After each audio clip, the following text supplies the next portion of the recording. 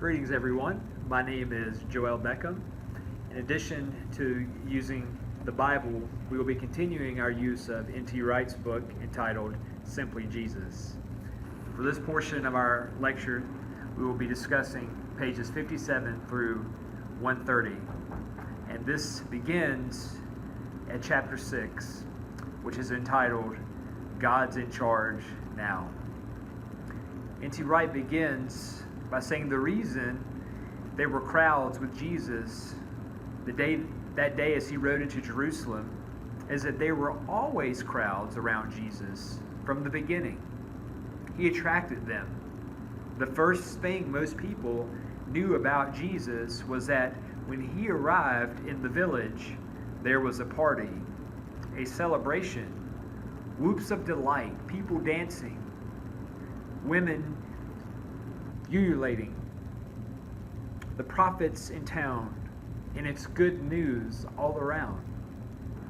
You didn't have to look far to discover the reason for the celebration either. People were being healed of any and every disease you can think of. He went on through the whole of Galilee, says Matthew, teaching in their synagogues and proclaiming the good news of the kingdom, healing every disease and every illness among the people. Matthew 4:23. There was every reason to suppose that this is exactly what most people saw going on as Jesus of Nazareth launched his strange, short public career. The next section is entitled Heralds of the King. Here, N.T. Wright asks the question, so where does the story lead? It leads straight to the announcement that Jesus was making. God's in charge now, and this is what it looks like. I was trying to explain all this to someone earlier this morning, N.T. Wright writes, and back came the reply, but I thought God was supposed to be in charge already, all the time. Now we're talking. Yes, of course. And in one sense, the average first century Jew did believe that Israel's God was already in charge. But she or he also knew with every bone and breath that there were all sorts of ways in which God was not in charge. Otherwise, why was the world in such a mess? Why were God's people, the Jews, in such trouble? Why were ruthless, coarse, blaspheming foreigners running the show? Why were the Jewish leaders themselves such a corrupt lot? And why, in the middle of it all, is my child so sick? Why is my mother crippled? Why did the soldiers kill my son, my cousin, my husband? Surely if God was really in charge, then all of this, from as far as the eye could see to as near as one's own family, should be put right. Jesus was going about sorting out the near-at-hand stuff, but he was talking the whole time about God being in charge on a larger scale as well. In the next section, entitled What Went Wrong, N.T. Wright says, to put it very simply, the Jews of Jesus' day believed that their God had made the world and that he had remained in charge of it. They didn't understand any more than we do why a world made by a good God would somehow go wrong, but clearly that had happened. The signs were all there. Broken bodies, broken lives, broken systems, broken countries. The whole thing needed fixing, needed mending, needed to be put right. And the Jewish people believed that they, the family of Abraham, were part of the answer, part of the mending operation, parting of the putting right plan. This brings us to the next section, entitled Reliving the Exodus. Here, N.T. Wright says, as we have seen the story above all stories for the Jewish people was the story of the Exodus. The time when God heard the cries of his people in their slavery in Egypt and came to rescue them, bringing them through the Red Sea at Passover time, leading them through the desert and home to their promised land. Since Jesus himself seems to have deliberately chosen the Exodus story, the Passover story, As the setting for the carefully staged climax to his own public career, it's important that we think for a moment about the 7 great features of this story, which all first century Jews would have known in their bones. The 7 themes on page 64 are the following: 1, wicked tyrant; 2, the chosen leader; 3, the victory of God; 4, rescue by sacrifice; 5, new vocation and way of life; 6, the presence of God; and 7, the promised or inherited land. This was a story Jesus' hearers would have remembered when they heard him talking about God taking charge at last. Since we have reason to believe that Jesus was one of the greatest communicators of all time, we must assume that this was the story he wanted them to think of. When he was talking about God taking charge, he was talking about a new Exodus. This brings us to chapter 7, entitled "The Campaign Starts Here." N.T. Wright says, Jesus was going about declaring, after the manner of someone issuing a public proclamation, that Israel's God was at last becoming king. The time is fulfilled, he said. God's kingdom is arriving. Turn back and believe the good news, Mark 1:15. If it's by God's finger that I cast out demons, he declared, then God's kingdom has come upon you, Luke 11:20. The next section, entitled Celebration, Healing, and Forgiveness, N.T. Wright asks, so what about Jesus' own kingdom announcement? His going around Galilee saying, like one of Caesar's heralds, that God himself was now becoming king would be a poke in the eye for 2 people at least. In the north of the country where Jesus was launching his campaign, there was Herod Antipas, one of the many sons of Herod the Great. Herod Antipas wasn't particularly powerful, but though the Romans hadn't allowed him to keep his father's title of King of the Jews, he was the nearest equivalent at the time. Indeed, it was he who had been rebuilding Sepphoris as his capital. If either Herod or the high priest heard that someone was going around announcing that God was becoming king, they would smell trouble at once. So when Jesus went around saying that God was now in charge, he wasn't walking, as it were, into a virgin territory. He wasn't making his announcement in a vacuum. From today onward, says the announcer, we have a new ruler. We're under new government. It's all going to be different. That's not only exciting talk, it's fighting talk. It's treason. It's sedition. By what right is this man saying this? How does he think he'll get away with it? What exactly does he mean anyway? An announcement like this isn't simply a proclamation, it's the start of a campaign. So what did Jesus mean? What sort of campaign could this have been?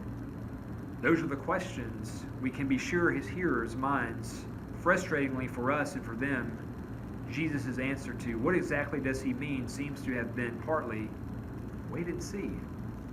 But in the meantime, he was still demonstrating what it meant, up close and personal. His healings and celebrations were part of the meaning of God becoming king, and this is what it would look like. Our next section on page 73 is entitled The First Announcement.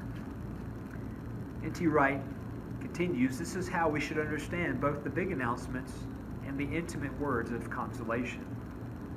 The most formal of announcements comes in Luke's Gospel, Luke chapter 4, verses 16 through 30, at the start of Jesus' public career. Jesus goes back to his hometown of Nazareth and on the Sabbath day goes to the synagogue, a place of worship, but also the communal gathering place. Jesus stands up to read from the prophet Isaiah and chooses another of the great passages about the coming new age, the release from slavery, the new Exodus, and restoration after the exile. This is the passage often referred to as Jesus' Nazareth Manifesto. It reads, he came to Nazareth, where he had been brought up, on the Sabbath, as was his regular practice. He went into the synagogue and stood up to read. They gave him the scroll of the prophet Isaiah. He unrolled the scroll and found the place where it was written, "The Spirit of the Lord is upon me, because he has anointed me to tell the poor the good news. He has sent me to announce release to the prisoners and sight to the blind, to set the wounded victims free, to announce the year of God's special favor." He rolled up the scroll, gave it to the attendant, and sat down. All eyes in the synagogue were fixed on him. "Today," he began, "this scripture is fulfilled in your own hearing." Our next title, or section, entitled, "Your Sins Are Forgiven." He continues by saying, we see it once more in the striking story of the woman who approaches Jesus, washes Jesus' feet, and with her tears, dries them with her hair, and anoints them with ointment. The Pharisees were a self-appointed pressure group who believed in keeping themselves as ritually pure as if they were in the temple itself, and who did their best to encourage other Jews to the same kind of rigorous piety, hoping thereby to speed the coming of God's kingdom. They thus shared Jesus' goal, but differed radically on the way to get there. This story perfectly illustrates the point, and N.T. Wright quotes from Luke chapter 7, verses 36 through 50. In this, the woman comes to Jesus, and she is washing his feet, kisses his feet after drying it with her hair, and anoints his feet with ointment. And Jesus eventually says to her, "Your sins are forgiven."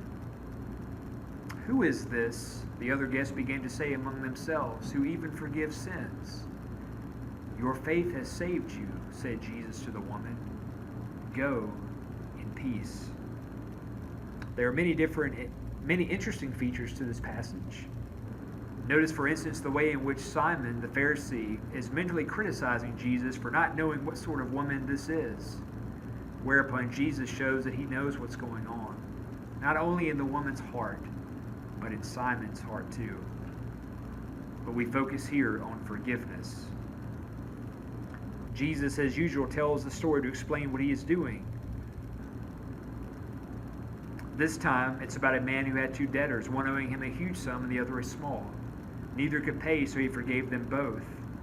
So he asked his host which of the two will love him the more. Clearly comes the answer, the one for whom he forgave the greater debt. "Precisely so," says Jesus, explaining that this is why this woman had poured out love so richly upon him, unlike the host, who hadn't even begun to show Jesus any love at all. In other words, Jesus is saying you can tell that this woman has been forgiven, has indeed been forgiven a great deal. That's why there's so much love coming out of her. And if she's a forgiveness person, perhaps that shows that she is already enjoying the fact that God is becoming king, whereas people who aren't forgiveness people don't believe it. In the next section, entitled John and Herod, Jesus, or N.T. Wright, continues, "If the temple, and by implication the high priest, were standing in the background when Jesus was forgiving sins, the other local authority was moving into the foreground. Jesus' own cousin, John the Baptist, sent a message to him from prison. His own fearless preaching, not least his attack on Herod Antipas, had brought about his arrest. But John believed that Jesus, his cousin, was the coming king. He was the one through whose work God would at last become king, would at last break the power of tyrants and set his people free."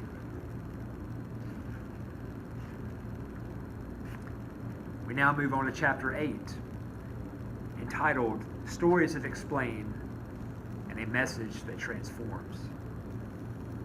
Here N.T. Wright says, Jesus, as we saw, had one particular method of explaining what was going on. As part of his campaign, he told stories, not just any old stories. These stories were, for the most part, not illustrations preachers' tricks to decorate an abstract or difficult thought. They were stories designated to tease, to clothe the shocking and revolutionary message of God's kingdom in garb that left the hearers wondering, trying to think it out, never quite able until near the end to pin Jesus down.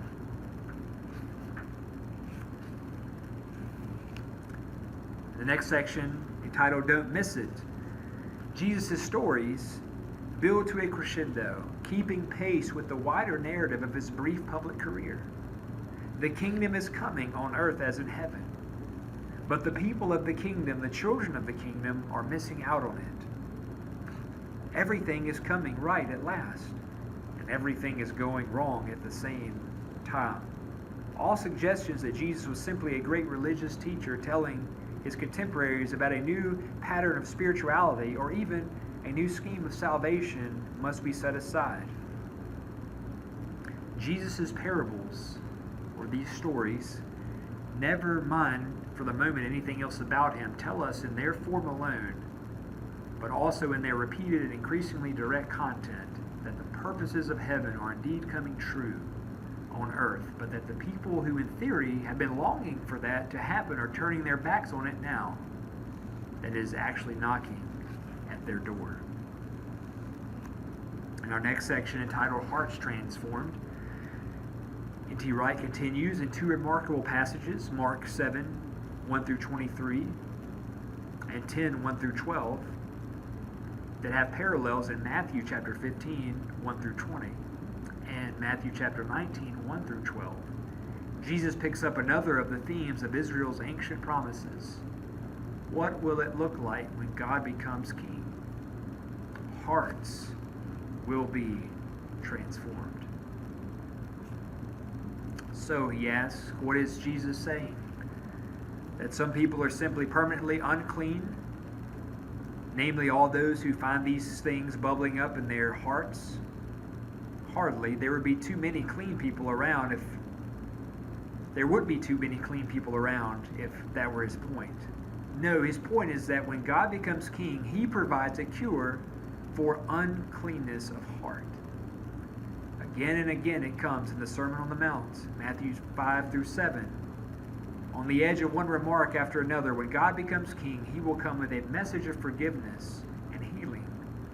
And this is designed not just to remove old guilt or to cure old disease, but to renew the whole person from the inside out. This is the point at which Jesus' whole agenda embraces the vocation aspect of the ancient Exodus story. In chapter 9, entitled The Kingdom, Present and Future, N.T. Wright writes, a great deal of what Jesus was doing and saying only makes sense on the assumption that he really did believe that God was already becoming king in the new way he had promised. It was happening, and this is what it would look like.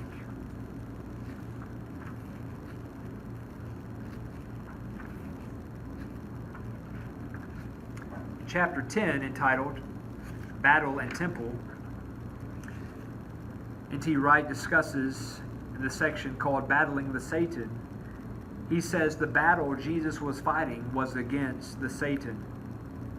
Whatever we think of this theme, it was clearly centrally important for all the gospel writers, and we have every reason to suppose it was central for Jesus as well.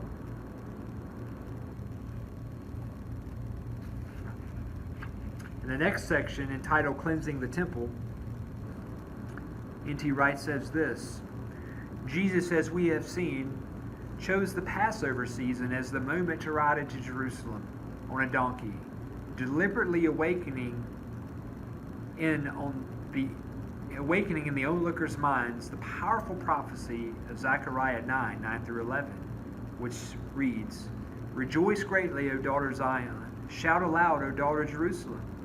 Lo, your king comes to you. Triumphant and victorious is he, humble and riding on a donkey, on a colt, the foal of a donkey. He will cut off the chariot from Ephraim and the war horse from Jerusalem. And the battle bow shall be cut off, and he shall command peace to the nations. His dominion shall be from sea to sea, and from the river to the ends of the earth. As for you also, because of the blood of my covenant with you, I will set your prisoners free from the waterless pit.